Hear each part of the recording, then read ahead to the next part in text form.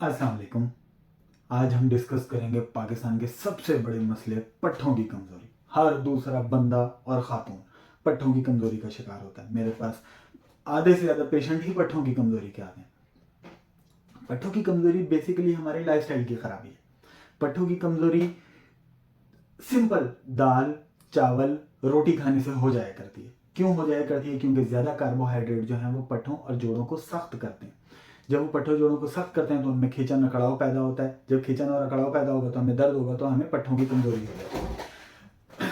अब आते हैं सबसे अहम पॉइंट्स की तरफ। मैं आपको स्टेप बाय स्टेप एक एक पॉइंट बताऊंगा कि क्या चीज़ किस वजह से होती है और उसको हमने ठीक कैसे करना है। सबसे पहले आयरन की ज्यादती। हम ठस शरबत फलाद पीते हैं, खातून कमजोर हो रही है, पिला दो शरबत फलाद, पहली फुर्सत में पिला दो शरबत फलाद। आयरन इतना नुकसानदेह होता है कि जब ये ज़रूरत से ज़्यादा हो तो जिस्म में सोजिश पैदा करेगा।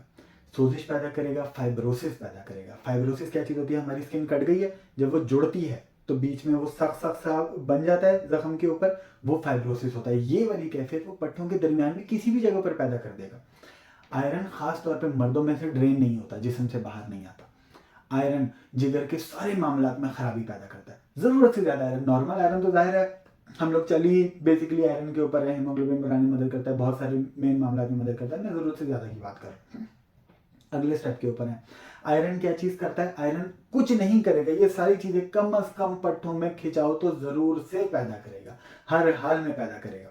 तो हमने आयरन के ज़्यादा सप्लीमेंट्स को अवॉइड करना है। कोई भी ऐसा सप्लीमेंट जिसमें आयरन की मिकदार ज़्यादा हो, हमने सप्लीमेंट्स लेने ही नहीं है जिसके अंदर आयरन हो। हमने आयरन को नॉर्मल गज़ा से पूरा करना है। अगर आयरन कम है तो खुद से नहीं आयरन का डॉक्टर बन जाना आपने कि हर चीज़ हमने पूरी करनी है। अगले स्टेप के ऊपर है, हमने रेड मीट नहीं खाना, कम से कम खाना है। पट्ठों की कमजोरी में जब आप रेड मीट कम खाते हैं, आयरन की कंजम्पशन कम हो जाती है, तो फिर थोड़ा आयरन हमारे लिए बहुत ज़्यादा फायदेमंद होता है, हमारे जिस्म को बहुत ज़्यादा फायदे देता है।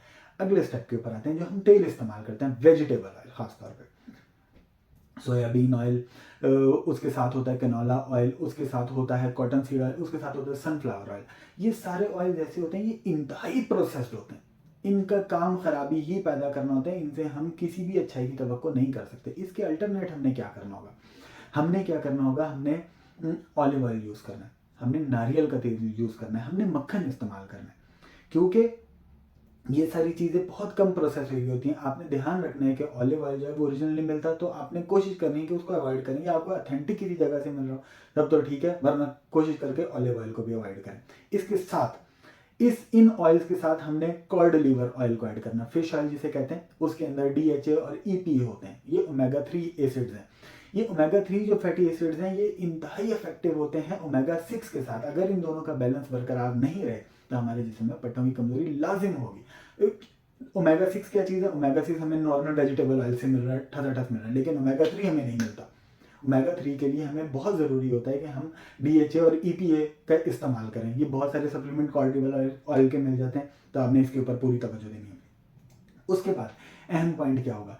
विटामिन K2 और विटामिन D3, ये दोनों विटामिन हमारे लिए इंतहाई इंपॉर्टेंट है। K2 क्या करता है? K2 मसल्स के अंदर से कैल्शियम को एक्सट्रैक्ट करके हमारे हड्डियों के अंदर ट्रांसफर करने में मदद देता है। बहुत ज़रूरी है कैल्शियम। अगर पट्ठों के अंदर रहेगा, एक्स्ट्रा ऑर्डनरी पट्ठों के अंदर रहेगा, तो उसकी खिंचाव और अकड़ाव की कैफियत, क्योंकि कैल्शियम की प्रॉपर्टीज सख्त हो जाने वाली है, तो हमने इस चीज़ के अंदर ध्यान रखना है। विटामिन D3 भी सिंपल हड्डियों के दर्द, जोड़ों के दर्द, पट्ठों के दर्द में फ़ायदा देता है।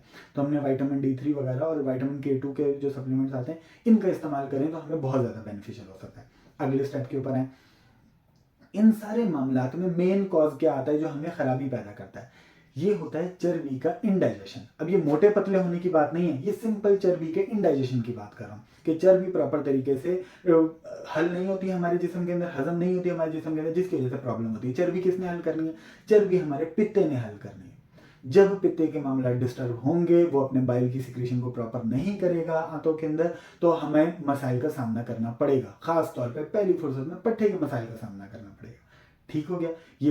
ये मैं पॉइंट इसलिए स्टैब्लिश कर रहा हूँ कि बहुत सारे हुक्मा हजरात लोग इस तरह की बातें करते हैं आके मेरे पास कि जी हमने नमक खाना छोड़ दिया तो क्योंकि जी हमें पट्ठों में प्रॉब्लम हो रही थी, हमने दालचीनी खाना बहुत ज़्यादा शुरू कर दिया, हमने लौंग का इस्तेमाल, हमने मेवा जात का इस्तेमाल बहुत ज़्यादा शुरू कर दिया। सब चीज़ें बिल्कुल जस्टिफाइड हैं, ठीक है, लेकिन बेसिक कॉजेज के ऊपर तवज्जो देने की ज़रूरत है। बेसिक कॉज क्या हो रहा है कि चर्बी की इंडाइजेशन ठीक नहीं हो रही और ज़रूरी सप्लीमेंट हमें नहीं मिल रहा, हमें हमारी अवेयरनेस ही नहीं है इस मुताबिक। अगले स्टेप के ऊपर है, अब हम करते हैं होम्योपैथिक से इसको कैसे ट्रीट करना है। सप्लीमेंट का मैंने आपको बता दिया क्या चीज़ें, ये हमारी डाइट हो गई कि हमने क्या चेंजेस करने हैं। अब आ जाए होम्योपैथिक के इलाज की तरफ। होम्योपैथिक के अंदर 3 दवाइयाँ टॉप ऑफ द लिस्ट हैं। अगर 3 दवाइयाँ हम इस्तेमाल कर लेते हैं, हमारे 90% मसाले ऐसे ही हल हो जाएंगे। होम्योपैथिक के अंदर क्या होता है कि पहली दवाई है अश्वगंधा।